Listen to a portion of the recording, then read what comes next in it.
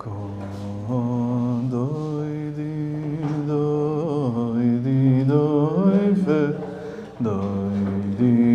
doi fe schini.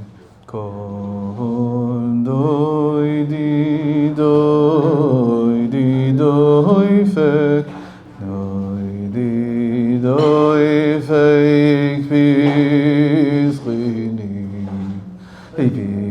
schini achoi sira yosi yoy nosi tomasi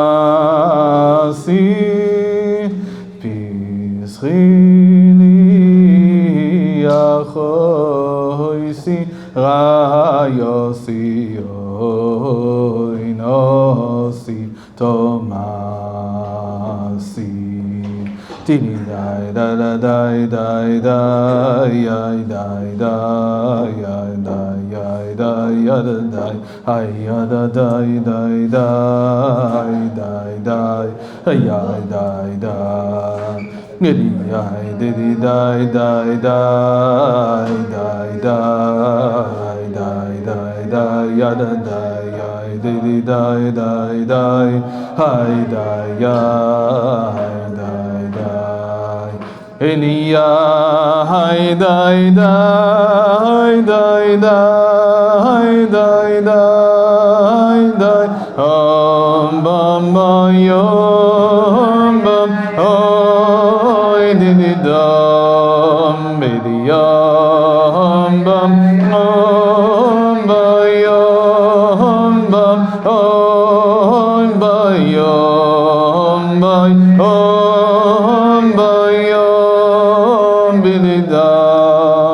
G'niyai dai dam, yam bam bam bam bam, idiyam bam bam, yam bam bam bam, idiyam bam bam bam bam, yam bam bam bam bam bam, yam idiyam bam. Om bam bam bam bam, idiyam bam bam bam bam bam bam bam bayom bam, idiyam bam bam bam bam bam bam bayom bayom, idiyam bam bam bam bam. So welcome, thank you very much for coming. This special day. The 24th day of Tevis, which is the yortzeit of the Alter Rebbe, the founder of Chabad, the Talmud of the Maggid of Mezrich.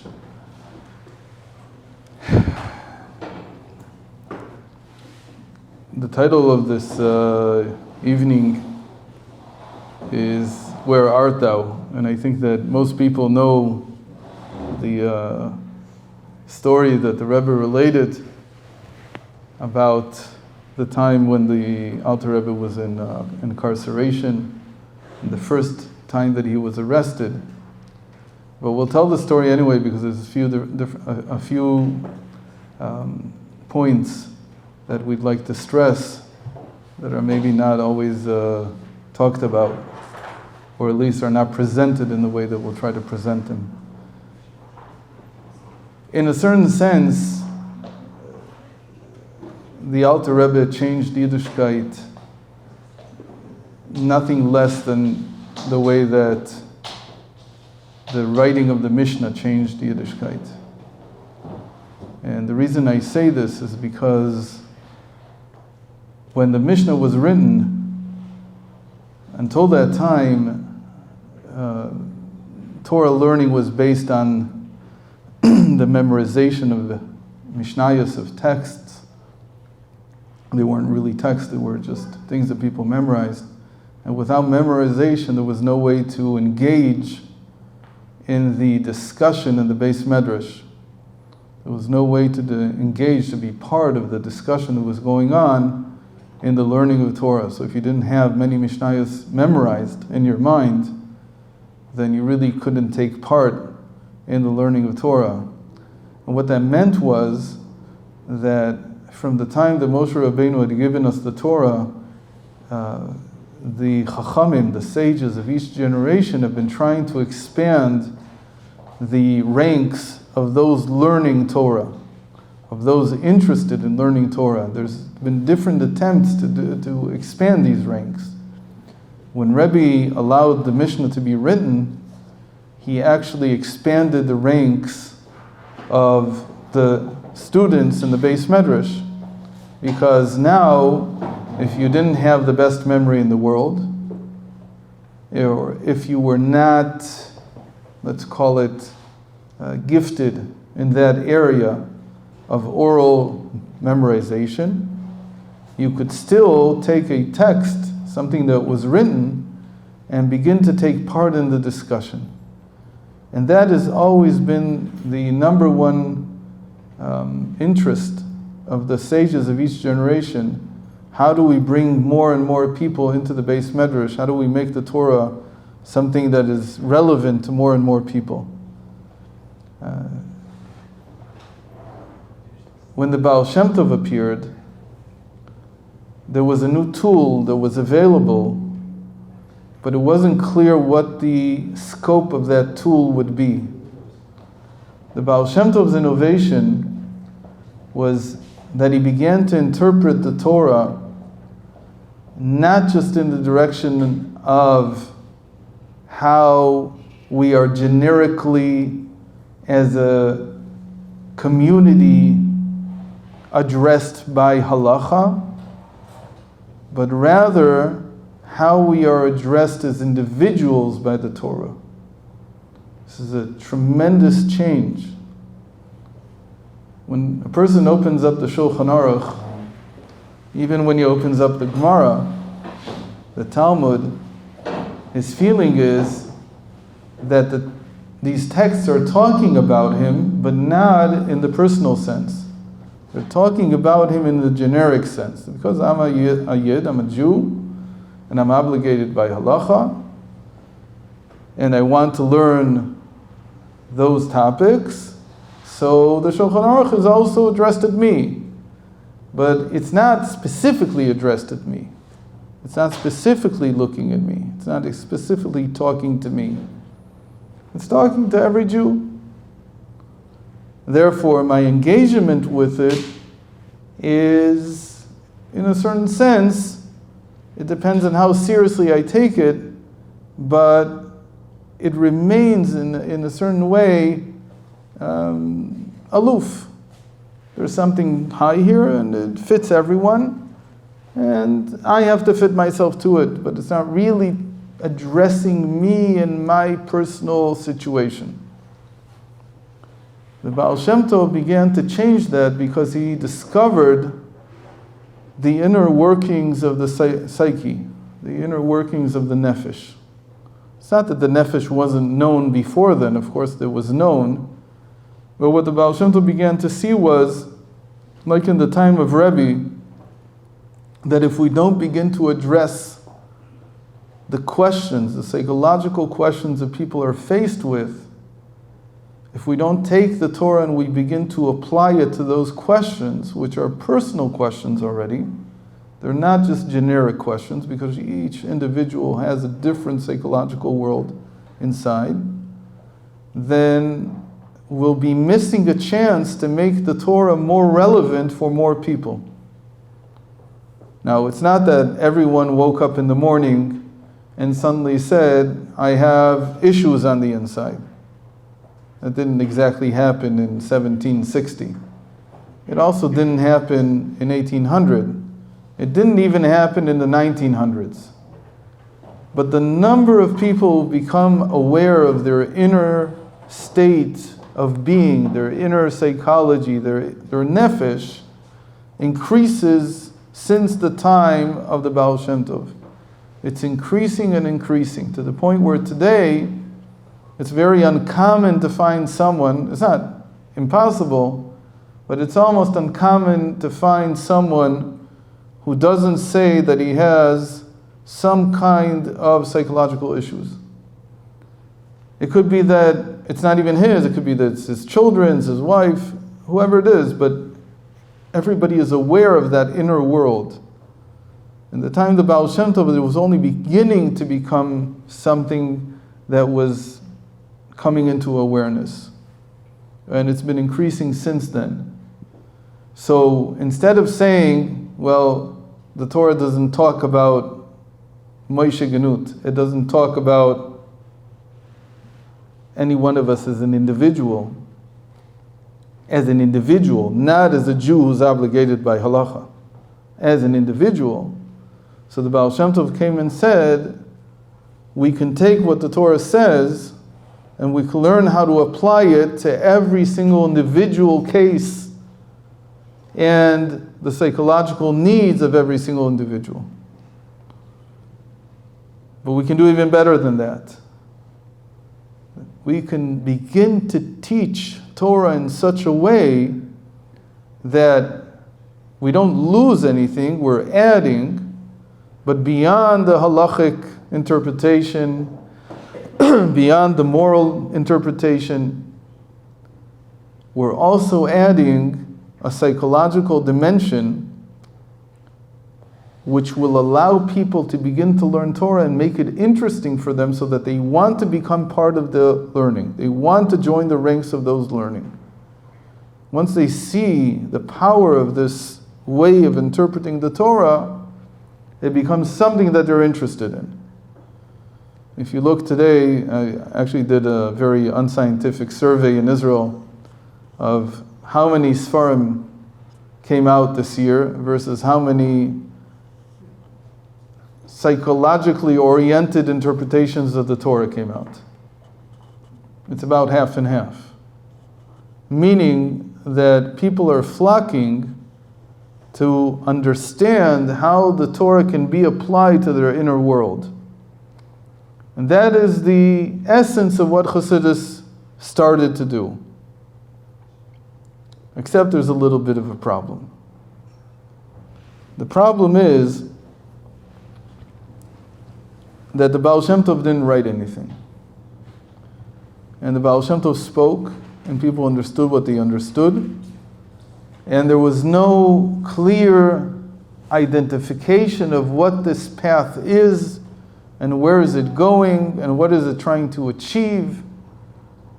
The students with the Baal Shem Tov just lived this incredible persona, this incredible Ish Plaot, this man of wonder, who was able to perform all kinds of miracles. But underneath the surface, those who really got to the essence of what he was doing understood that he was addressing each individual separately as an individual, as a person. He was leading towards this concept of personhood, which had not yet been really developed in Torah. It is developed to a certain extent halachically, but it's not developed in the sense that you could go to, there was no such thing, you could go to a psychologist, or let's call it what it was called at the time, a Rabbi, and he would look at you and say, this is how the Torah applies to you. Again, not in terms of what you're obligated to do, but rather what the Torah has to say to you in terms of helping you cope with your specific problems and specific challenges.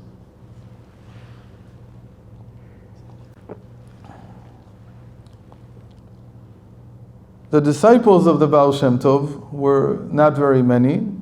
Usually we count that there were 60. And the disciple who became his successor was the Maggid of Mezrich. And the Maggid of Mezrich also, I don't know if he was afraid of this or he felt the time had not yet come, but he also did not frame this in specific personal language.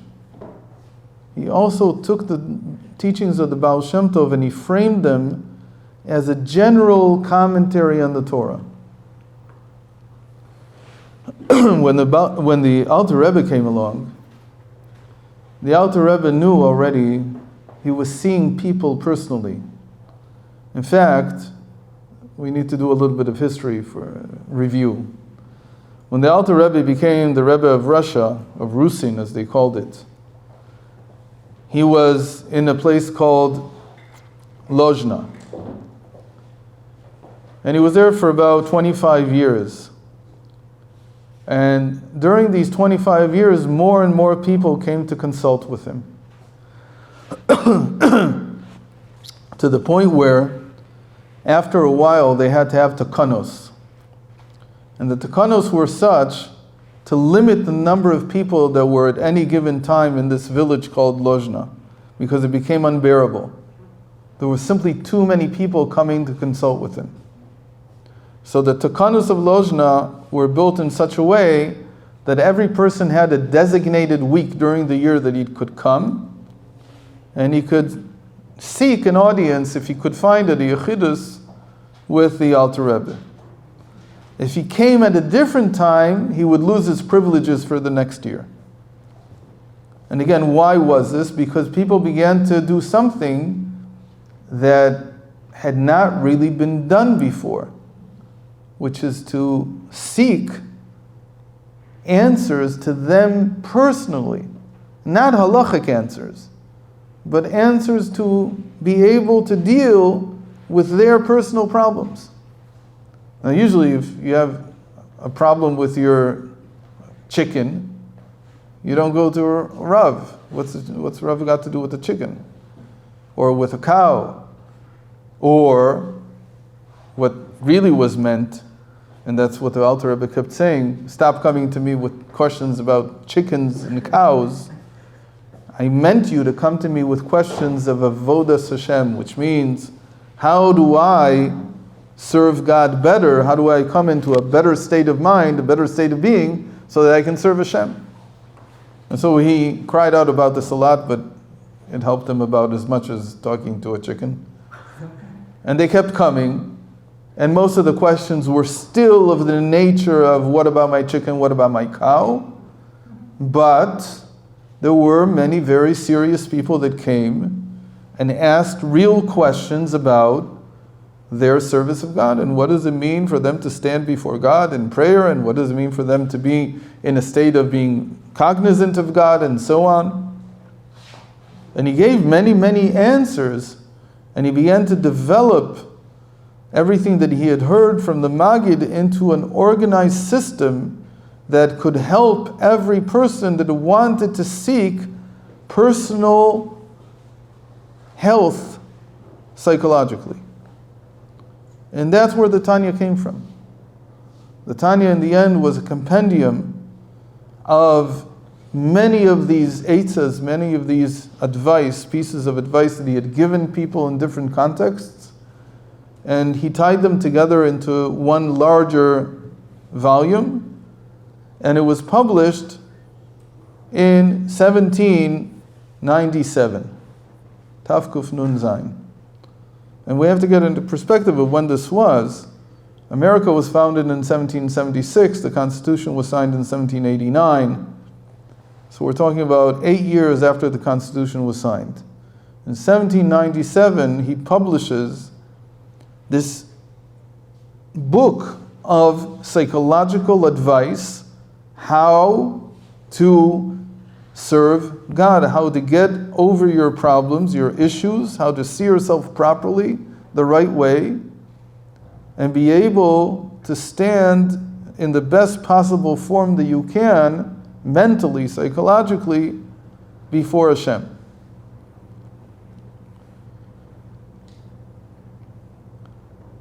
But still, this book did not speak to the individual.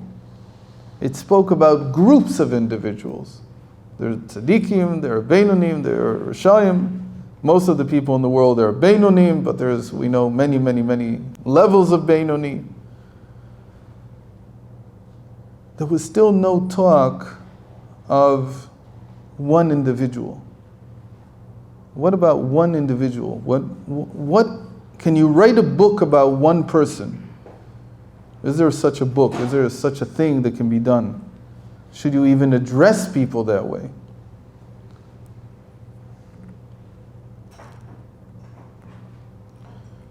In 1798, just about a year and a little bit after the Tanya was published, he was arrested.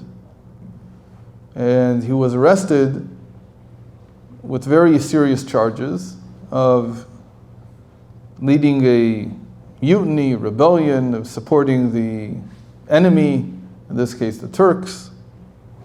And it was all, of course, a fabrication, but the charges was so serious that he was facing certain death. Because in Tsarist Russia, you couldn't get away from this, and certainly not if you were a Jew. Because if a peasant was worth half a person, then the Jew was worth a quarter of a person. There was simply no value to the life. And so he was, as we know, he was taken away in one of these black wagons, which meant that he was going to be executed.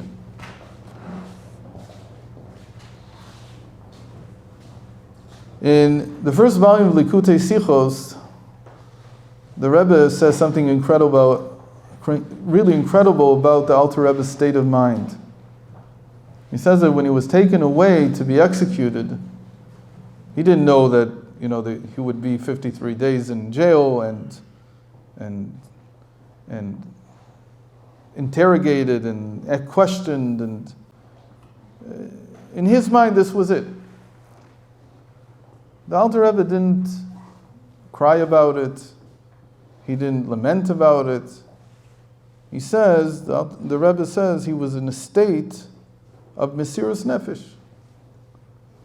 Like a person saying, like he writes in the Tanya itself, that if there is a situation in which my life is at stake, I may not come out of this situation, what is awakened is the Yechidah, the highest level of the soul, and it's a state of Mesiras Nefesh that many Jews in history have faced.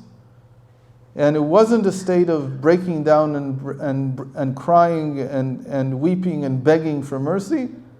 It was a state of going with their head held high and saying, I believe in Hashem, and nothing can change that. So says the Rebbe, that was his state of mind, because this was the end. He did what he could. He had led many tens of thousands of people over 25 years. He had written a good portion of the Shulchan Aruch. He had written the Tanya, he had published it. And says the Rebbe, in the state of Mesiras Nefesh, a person says, I am strong with my belief that I did what I could, and if this is the end, so be it. I came to this world for a limited amount of time. Only God can decide when I finish. And if I'm finished, I'm finished. That's it. I did what I needed to do.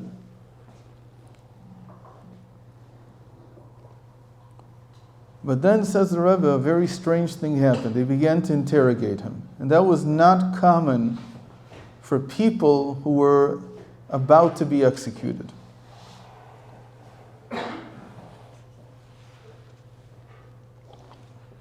Says the Rebbe that the Rebbe Rayatz told the story that was passed down that the interrogator turned out to be a Talmid Chacham. He doesn't say a Talmid Chacham. He says a Baki in Tanakh. He knows the Bible. Even that's very surprising. How much did he know the Bible? So the question, this big interrogator is coming to find out, did he support the Turks? Did he do this? Did he do that? What's the question he poses to the Alter Rebbe? Explain to me why God said to Adam, where art thou? Of course he knew where he was. So why did he have to ask him that question? Many interrogations start this way, right? It's already something's off completely. What's going on? Said, you want to kill me? I'm already in a state of Mesiras Nefesh. Oh, you want to belabor it a little? You want to? Said, I don't care. But suddenly he begins to ask him something about Chumash, about this question. Well, of all the things he had, this was his question. It could be that he started reading the Bible, and that's the first place he came to a question. Bereshis bara Elokim v'shamayim v'sa'aretz, that he understood perfectly, but then suddenly he came to, where art thou, that he didn't understand. I'm sad, it could be. But the rest doesn't make any sense either, because the Alter Rebbe began to answer Rashi's answer. What's Rashi's answer? That it's very frightening for Adam to suddenly, especially after he sinned, to suddenly be accosted by the Almighty, coming to him all at once. So he had to, and the interrogator stops him and he says this, Rashi's answer I know. He knows Rashi's answer? Where does he know Rashi's answer from? Not only does he turn out to be a person who knows questions in the Chumash, he also knows Rashi's answer. And he's not satisfied with Rashi's answer.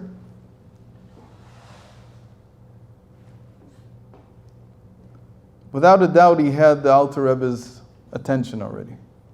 There's something different going on here. This is not what they do even in Tsarist Russia. Even in that strange world, things like this don't happen. And he's not satisfied with Rashi's answer. So the Rebbe has to come up with a new answer. Says the Alter Rebbe, doesn't say where he got this answer from, but it's pretty clear where he got it from. He says, when a person has reached such and such number of years, and he mentions a number,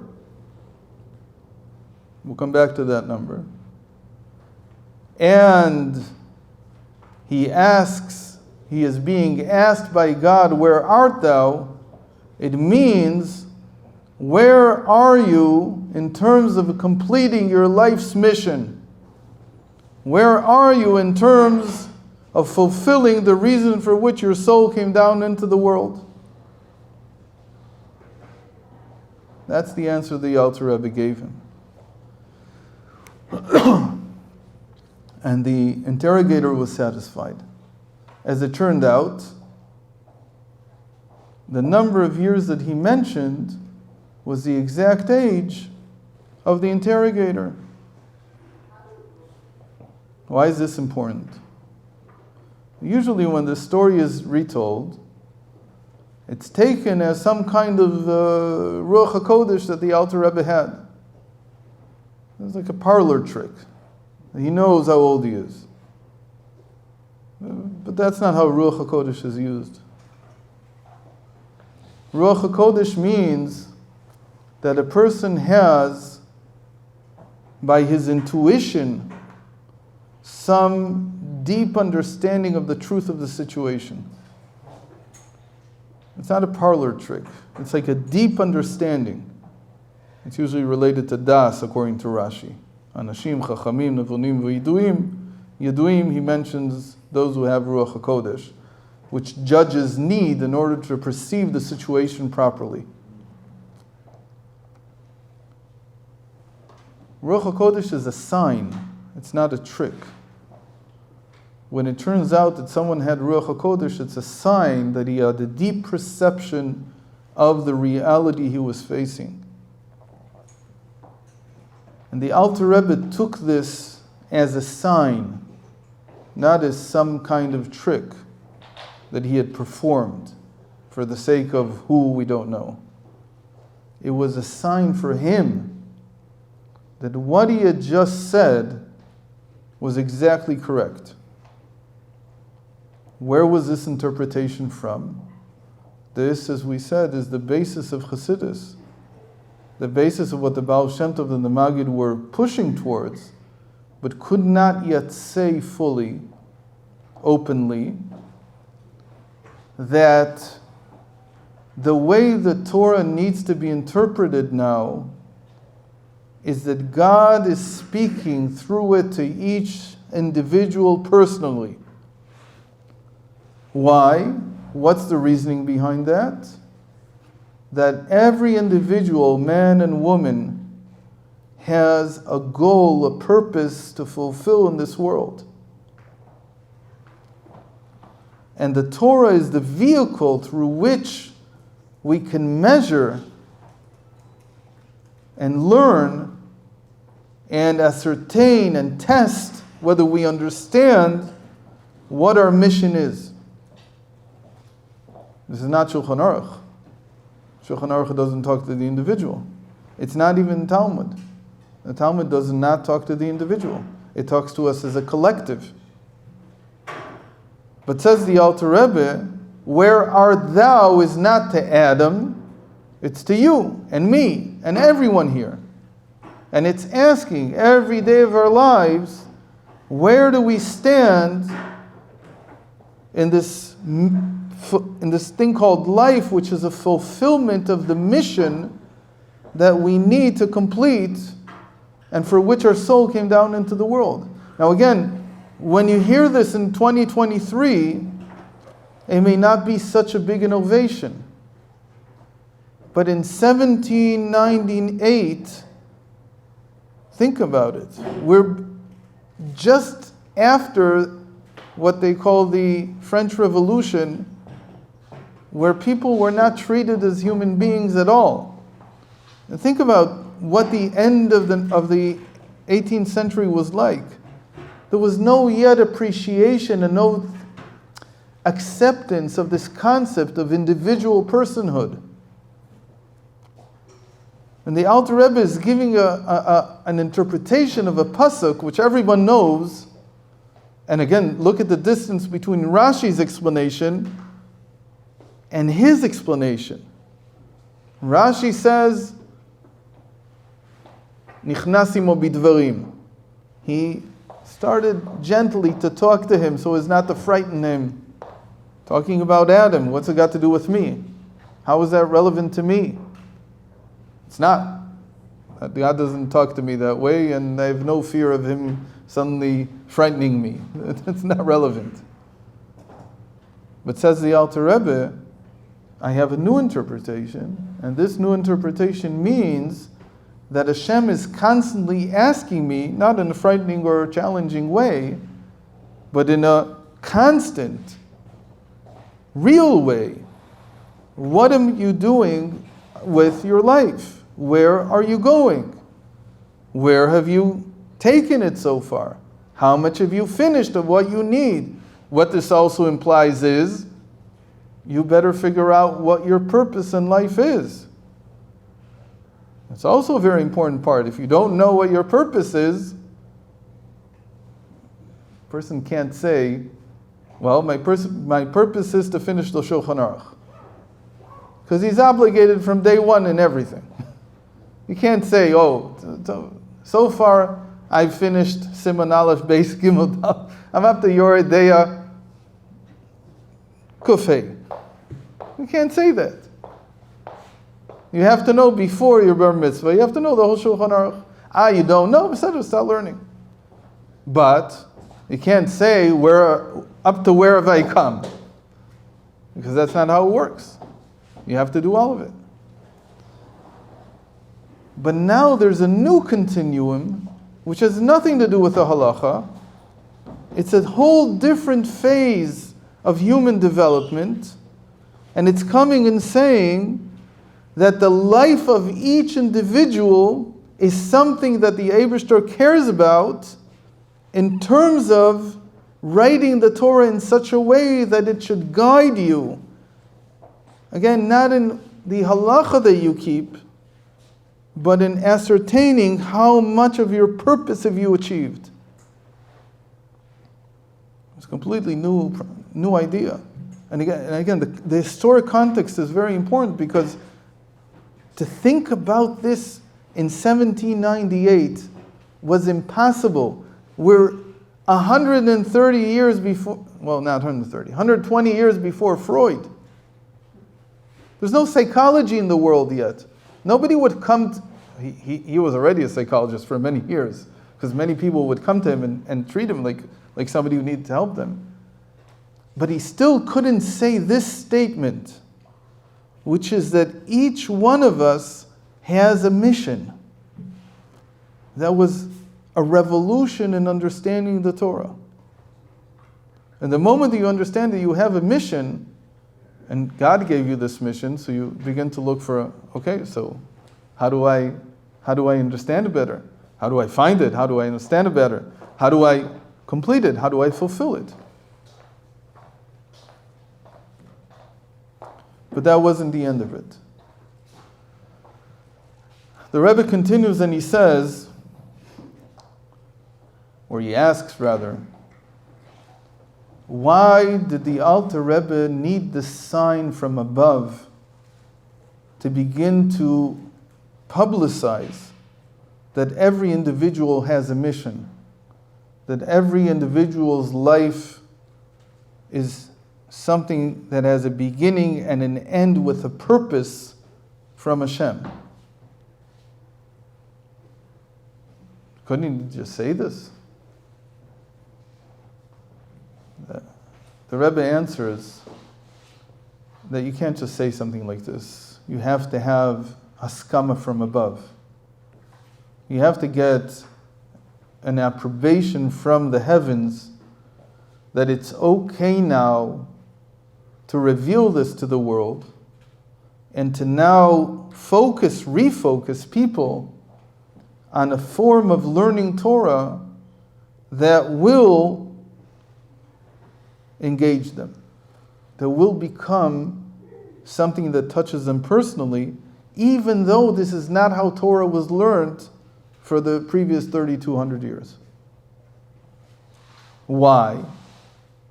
So he says, because at the heart of this revelation, that every person has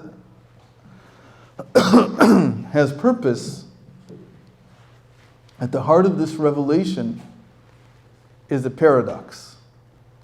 It's a very difficult paradox. It's one we have to solve every single day. And it's not so easy to solve it. What's the paradox?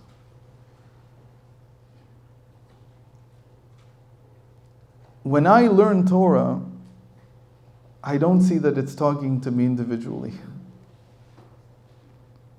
In fact, the part of me that understands Torah is the part that is diametrically opposed to me being an individual.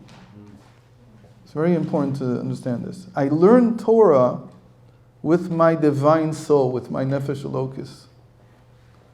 My nefesh elokis does not have an experience of being separate from everyone else here. Which is why, initially, the way of learning Torah was such that it didn't address the individual Jew. Because it couldn't. On the face of it, the Torah is speaking to the divine soul. And again, this, if someone says, what's the big difference between the nefesh elokis and nefesh behemis? There's many, many differences we can point out. But the experiential one is that in the nefesh elokis I don't feel an individual. I don't feel separate from everyone else. So therefore, in the Shulchan Aruch says that I should wake up like a lion in the morning. It doesn't have to say Moshe Genuth at the beginning, even though I signed my name on the book on the outside. But it doesn't have to mention my name. Why? Because I'm like everyone else. It's generic. That's how the divine soul understands the Torah, that whatever the Torah is saying is also about me, but not because I'm me, just because it's about all of us. So the divine soul understands things in an anti-personal way. Only as I'm a generic soul in the world. That's all I am. We're all the same. There's no differences. Except for the guy in Monty Python who says, I'm not, right? Whoever. There's a skit in Monty Python that they say, we're all individuals. He says, I'm not. Okay. So except for that guy, the Torah was talking about everybody. Same, equally, same. You're no different. You have blue eyes, you have brown eyes, you were born to These parents, those parents, you were born in this year, that year, it's all the same. It doesn't matter at all. But to come and say that the Torah is now talking about me as an individual means that I have to begin to understand the Torah not with my divine soul, but with a part of me that understands my individuality, that gives me my individuality. Which part is that? The animal soul. That's a huge shift. So now I'm going to have to begin to understand the Torah based on how my animal soul understands it. And that's a completely different way of understanding Torah. Because the animal soul doesn't get it. If I begin to say to someone, look, you need to interpret the Torah based on your individuality. So what will they say? Okay, I'll write my own Shulchan Aruch. I'll decide what I do and what I don't do. This fits me, this doesn't fit me. This I like, this I don't like, and so on and so forth. And then Torah na'aset adarim adarim. It becomes like herds and herds, each one doing whatever they want. That's what the sages say, that in the time of the coming of the Mashiach, the emet will be ne'ederit. The truth will become like scattered flocks. Every person will do whatever they want. That's not Torah. So how do you reconciliate these two approaches? So says the Rebbe, for him to be able to say something like that, he had to be able to bridge that paradox.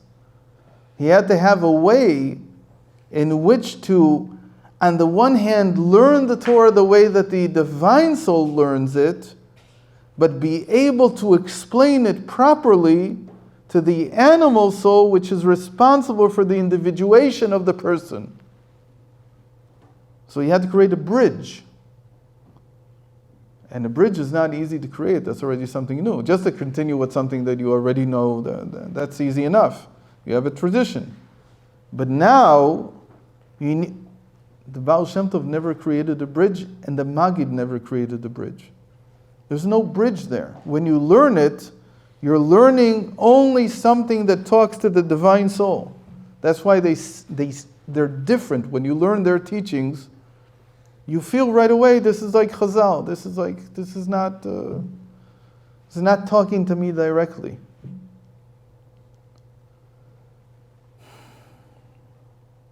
But the Alter Rebbe suddenly has this. He knows all the years that this is what he needs to do, but he can't do this until he gets a sign from heaven that it's permissible, that he has the bridge, that it's permissible for him to begin to explain to people that you need to learn the Torah as an individual, meaning with your animal soul. In a way that your animal soul will feel that the Torah is right, that it's talking to you. And yet, on the other hand, it won't mess up in the sense that it will say, okay, so if it's talking to me, I get to choose whatever I want. That's the difficulty. So he needed, says the Rebbe, the Alter Rebbe needed a sign from Shamayim that he had already built that bridge, that he knew how to build that bridge. That's what Chassidus of Chabad is. That's how it's different from other Chassidus also. Because the way that the Alter Rebbe explains things, and the way that all the Rebbeim that followed him do it, is that they translate between the understanding of the divine soul into the language that even the animal soul can understand. That's their big chidush, the big bridge that is Chabad, between the divine soul and the animal soul. What happened next? So he had a sign. He had a sign now that it was proper and it was okay to begin to teach this. But it wasn't enough, because he went back to his cell, and then he had a vision. The Rebbe Rashab sent the Rebbe Rayatz once, the fifth Rebbe sent the sixth Rebbe once, to go and see if 3 people can fit into a cell in the, what's it called? I forgot the name.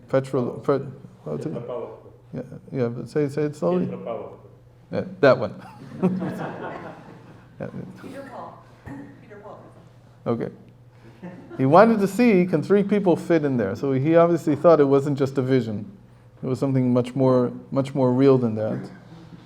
He had a vision of his two spiritual mentors, the Maggid and the Baal Shem Tov. And he asked them, why have I been arrested? Now you have to understand, he's no longer in the same state that he was before.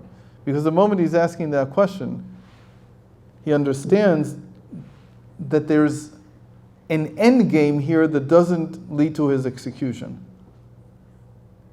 So his state of mind has to now be different. Because if he was expecting to just be executed, it doesn't matter why. It's Kiddush Hashem. There's no answers to that question. That's what Hashem decided. Your life is over, it's finished. But now he understands that there's an end game that involves him being released maybe, or something like that. And he says, why am I here? What do I need to correct when I go out? Meaning that he now thinks that there's a possibility that he might go out. This changed his whole perspective. He says, I'm not finished. Until now I thought I did all I could. I was never given reshus, I was never given an approbation from Shamayim to describe exactly how to bridge the divine soul with the animal soul. I was never given this. But now, I just came back from an interrogation where it seems that that's what just happened. So he asks the Maggid and the Baal Shem Tov, who have revealed themselves to him in his cell, why am I here? So they say to him, because you were teaching Chassidus. You were revealing too much. So this is very perplexing. What was I revealing too much? He wasn't revealing what he wasn't allowed to reveal, so what was he revealing? So he says, so maybe I didn't understand what just happened. Does that mean that I shouldn't reveal this way of understanding Torah that will bridge between the divine soul and the animal soul? And they say to him, on the contrary, you should reveal more and more. So he took that as a second approbation. And indeed he was released. And so, of course, the moment he got back to Lozhna, what did he do?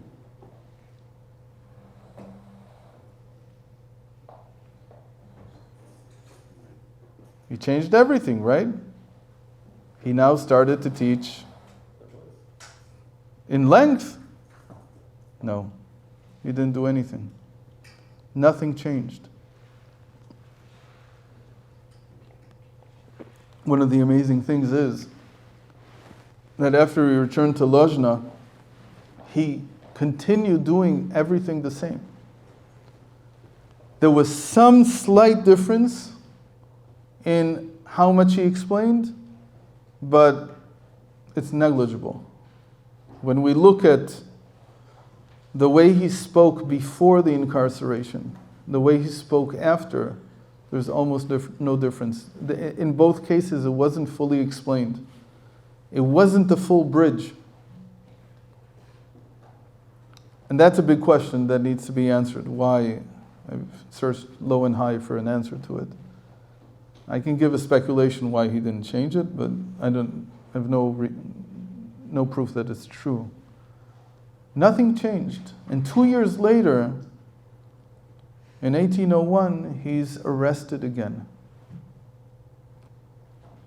And the second time he's arrested, he said that even though the accusations were much lighter, the incarceration itself was much worse. It was much more difficult for him.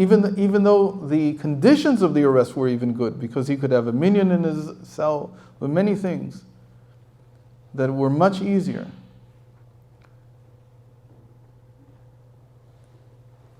In any case, he came out of the second arrest also. And when he came out of the second incarceration, on the third night of Hanukkah, one of the conditions was that he would stay in Peterburg and he wouldn't be allowed to return to Lozhna. It looks like he didn't fight it very much. And he stayed. He stayed in Peterburg. And even after that condition was lifted and he was allowed to return to Lozhna, he never did. He never stepped foot in Lozhna again. What happened? He met a nobleman in Peterburg that liked him a lot, that got to know him, and said to him, "Tell me what you want, I'll give it to you." So he sat with him on his lands. He sat on a map of this nobleman's lands, and he saw that he had a village that was about 20 kilometers from Lozhna, a village called Liadi. And he said to him, "Build me houses in this village. I need 3 houses." So he sent his messengers to Liadi. I don't know how far Peterburg is from Liadi, but I think it's pretty far. I don't know if it's like a 5 days journey, 2 weeks journey, I don't know, but it's far. And they went there and they built him 3 houses. And at the end of the summer of 1801, he and all the people that were accompanying him moved to Liadi. They never went back to Lozhna. But when he arrived in Liadi, we know pretty much everything that he said from that moment and on, because everything was documented. Before then, we have not such a clear picture of everything that he said. But the moment that he set foot in Liadi, everything changed.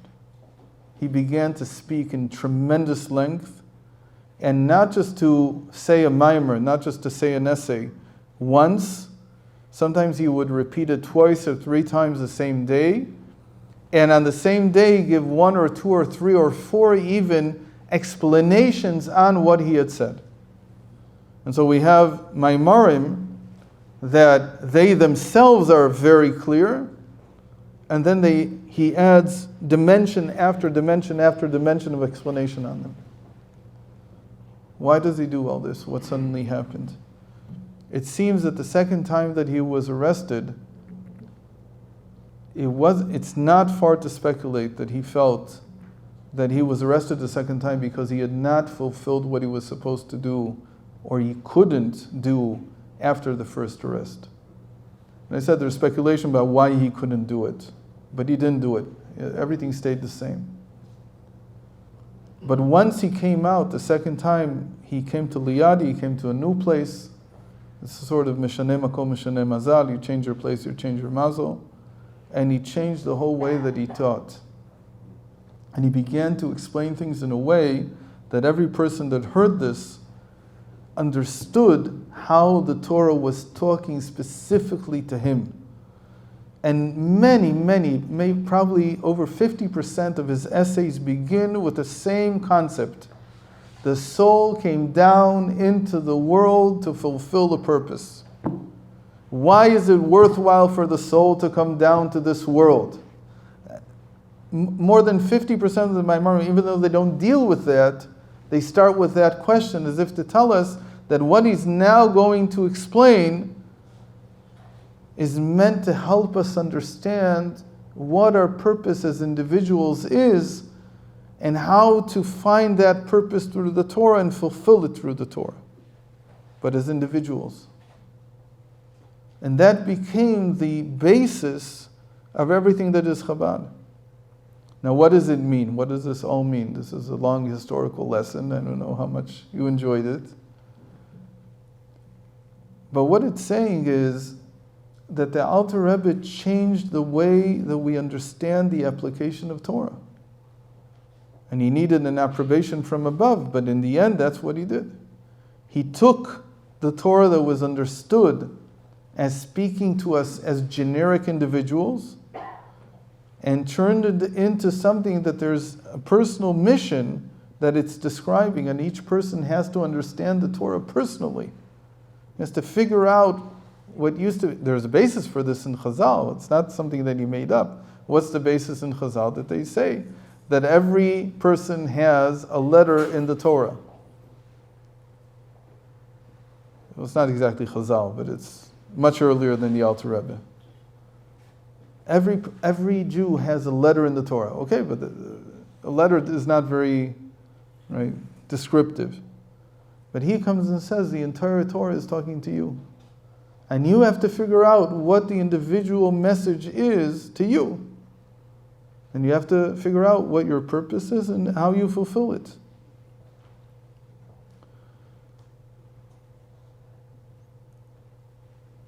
When the Rebbe came along, this became the basis of what Chabad is. What does Chabad come and say? There's tefillin. I know there's a generic mitzvah to put tefillin on. But the tefillin is put on by someone specific. And so I'm not just interested in you as a generic hand that I can put tefillin on. I'm interested in you as the individual for whom tefillin is part of the story. There's a great story to illustrate this that I heard directly from the person who experienced it.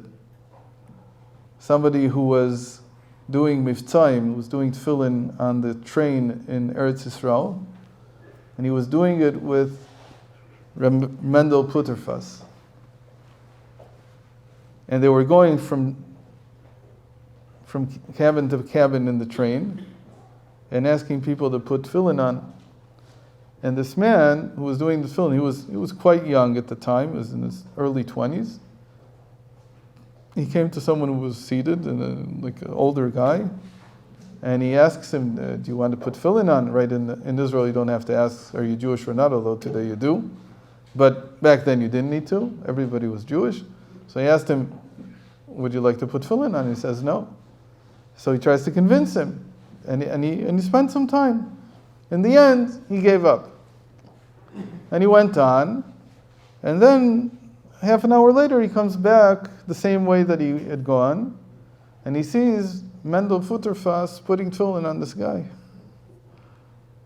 So he says, I'm not hurt, but I want to understand. Why is it that when I asked you to put tefillin on, you didn't want to? And when Mendel Futterfass asks you, then you are willing to. So the person said very simply, he said, when you wanted me to put tefillin on, it was for you. When he wanted me to put tefillin on, it was for me. That's the difference of the Torah before the Alter Rebbe and after the Alter Rebbe. Before the Alter Rebbe, my hand is a generic hand. It doesn't need the tefillin. What needs the tefillin? God's command. For the tefillin to be filled, to be complete, they also need a hand. Any hand will do. But after the Alter Rebbe, this hand needs tefillin. This particular hand. It's me. I am not complete without it. I'm beginning to look at the individual as the Torah is serving the individual, not the individual serving the Torah. What is that like? That there's a discussion in Tana Devei Eliyahu, who came first? The Torah or the Jewish people?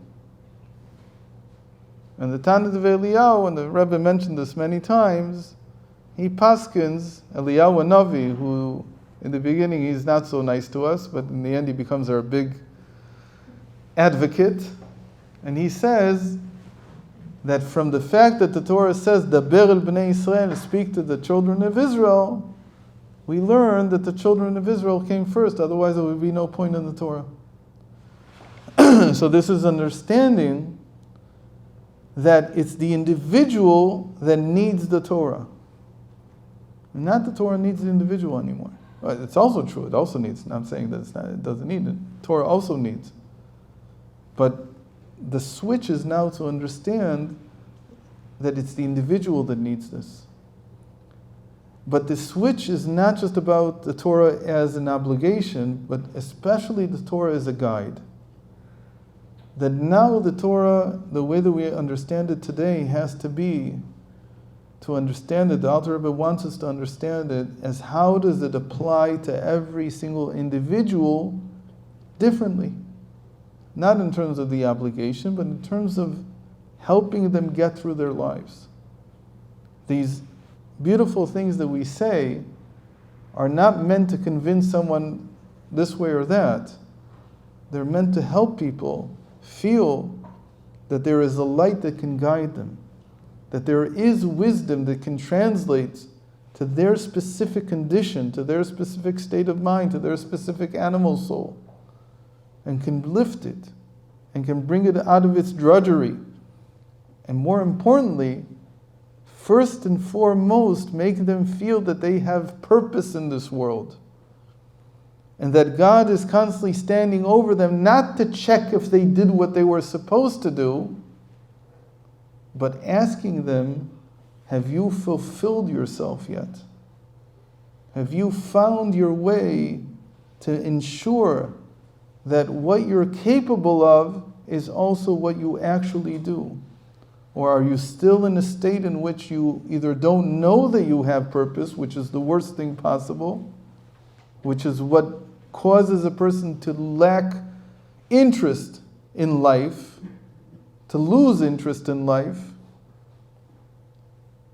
and all the more so, even more than that, that this Torah can help you not just find the purpose, but also be able to pursue it and to fulfill it. It's so deep, in fact, that the Baal Shem Tov, again, he didn't say this about the individual, he said this in general. But he said, he darshaned the pasuk in Eov that says, Nishmat Shakai Tavinem. It's hard words to translate always in Eov. But it means something like, the soul of Shakai, of God, will give them understanding. And how does he explain it? He says that we have to, when we learn Torah, through our soul, through our individual understanding, I said that too quickly. When we learn the Torah from our soul, that provides us with understanding. It's like that I have to learn and ask myself, what does my soul understand that this pasuk is saying? Again, this is a different dimension from halacha, because in halacha I can't ask that question, it's not irrelevant. But everything that I learn in Torah, I have to ask from the point of view of my soul, what does this mean? And then when I have an answer to that, that's the Torah that gives me understanding in order to live my life. So this is the great vision of the Baal Shem Tov and the Maggid that the Alter Rebbe fulfilled. And he taught the method of how to bridge between the divine soul's understanding and the animal soul's understanding, so that every person, and this is not just a Jew also, this certainly includes every single person who wants to come close to Torah, even if he's not Jewish, how they can find their purpose and fulfill their meaning in their lives.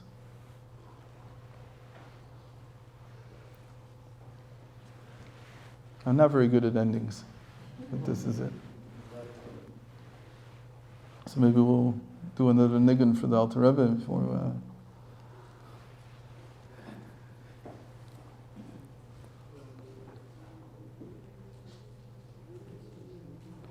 Cool.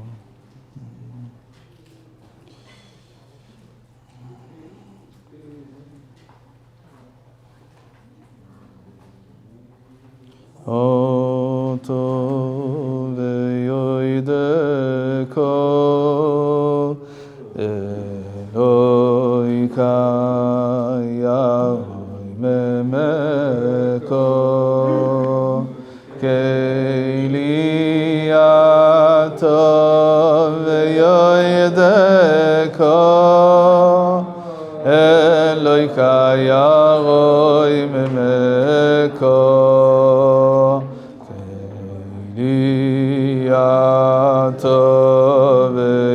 ve'yoideko Eloi kai Avoi memeko Keiliato ve'yoideko Eloi kai Avoi memeko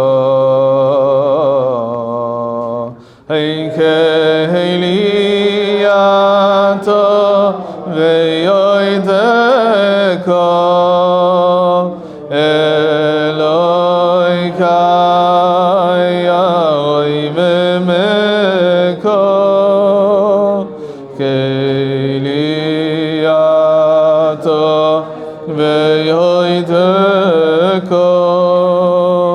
Eloi kai Avoi memeko Keiliato ve'yoideko Eloi kai Avoi memeko Keiliato ve'yoideko Eloi kai Avoi memeko